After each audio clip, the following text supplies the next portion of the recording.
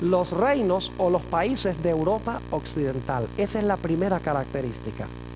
La segunda característica es que iba a ser un poder romano, porque se levanta el cuerno pequeño de la cabeza del dragón que representa Roma, y el dragón le da su poder a la bestia, que es lo mismo que el cuerno pequeño.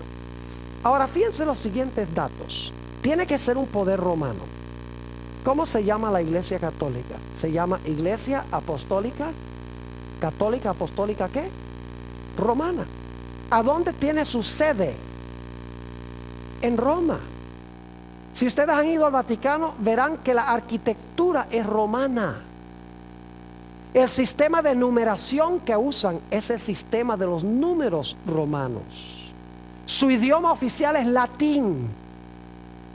Además de eso, se le llama a su líder el sumo pontífice, que es el nombre que se le daba a los emperadores romanos antes de que se le diera al papa.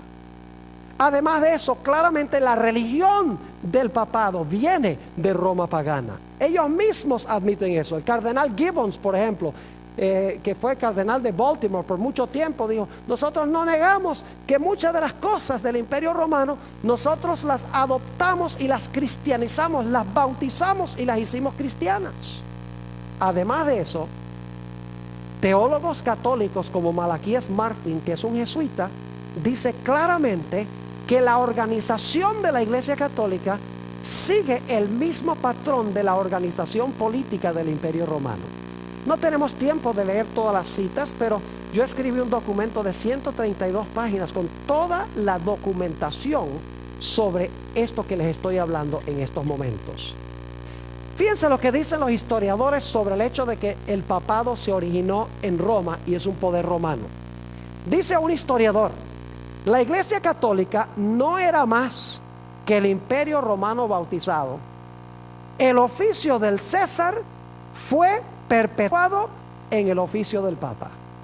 Otro historiador dice esto: la Iglesia Católica solapadamente tomó el lugar del Imperio Romano Mundial y en verdad es su continuación.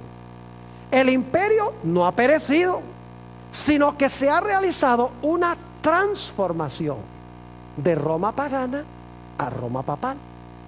Otro historiador dice, hablando del papado, es una creación política tan imponente como un imperio mundial, pues es la continuación del Imperio Romano. Aún otro historiador dice, la Roma cristiana es la sucesora legítima de la Roma pagana. Cristo triunfó y Roma se alistó para extender su dominio hasta el mismo cielo. Una cita más de otro historiador. Dice, una nueva Roma asciende lentamente sobre el horizonte. Es decir, cuando cae la primera Roma, la Roma pagana. Es la heredera de la religión que ha logrado vencer. Se apropió del esplendor externo que pertenecía a los Césares. El emperador ya no es, pero el sumo pontífice vive aún.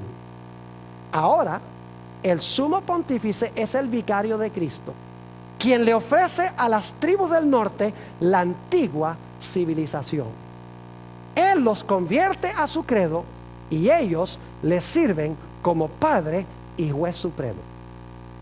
Son solamente unas pocas de las citas de historiadores. Tengo página tras página de citas de autores no solamente no católicos, sino de autores católicos, donde dicen claramente que Roma papal es una continuación de Roma pagana en todos sus sentidos. Es decir, la segunda característica es que tenía que ser un poder romano. Y la Iglesia Católica es un poder romano en todos sus sentidos, que se levantó en medio de las naciones de Europa. Tercera característica: tenía que levantarse después del año 476. Y la razón es que el Imperio Romano tenía que ser dividido antes que se levantara el cuerno pequeño. Ustedes recuerdan que los 10 cuernos estaban en la cabeza del dragón y tras los 10 sale el pequeño. Y los 10 reinos están completos según los historiadores, en el año 476, cuando fue depuesto el último emperador de Roma Occidental o del Imperio Romano Occidental. Su nombre era Rómulo Augustulo. Después de eso, en el 476, no hubo más emperadores en Roma Occidental. Ahora lo que había eran muchos reinos, y pronto tomó el trono sobre estos reinos el obispo de Roma o el papa.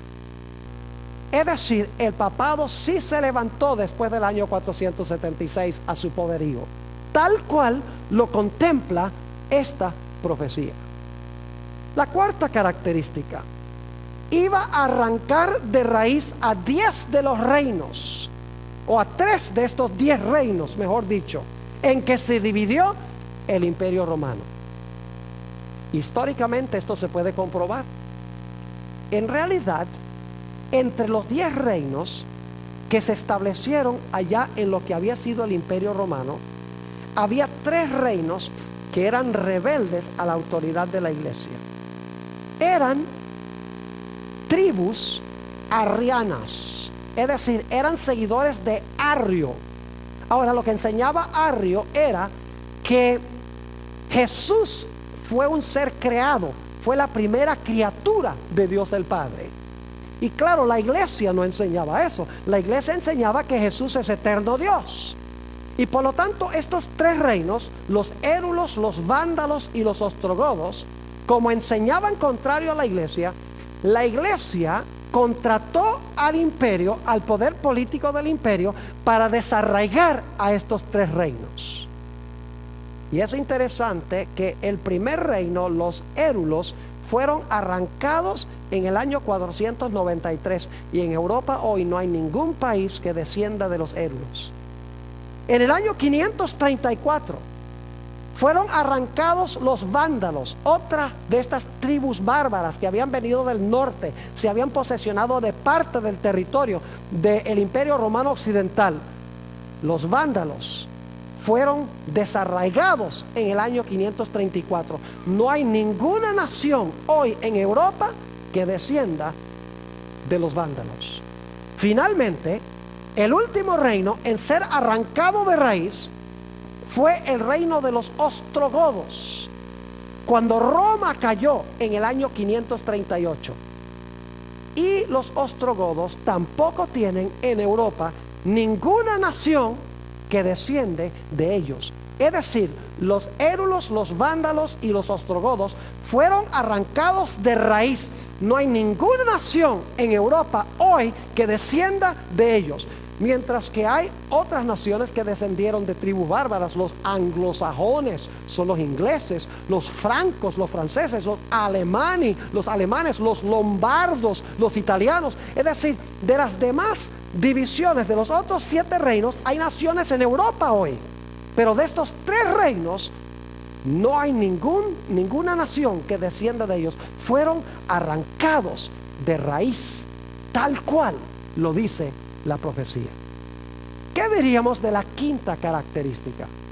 La quinta característica es que debe ser un poder que profesa ser Dios en la tierra y que pretende tener el poder para perdonar pecados. Yo quiero leerles algunas citas, no solamente de autores protestantes, porque alguno podría decir, bueno, eso es lo que dicen los protestantes. Yo les voy a leer citas de autores católicos ahora, no de autores protestantes, autores católicos mismos. La primera cita que quiero leer viene de la Enciclopedia Católica, tomo 3, la página 139. Escuchen lo que dice la Enciclopedia Católica. Dice: el Papa tiene tan grande dignidad y es ensalzado que no es un simple hombre, sino como si fuese Dios, el vicario del Hijo de Dios. El Papa tiene una dignidad tan sublime y suprema que, hablando con propiedad, no ha sido establecido en algún grado de dignidad, sino más bien ha sido colocado en la misma cúspide de todas las dignidades. El Papa es llamado Santísimo porque únicamente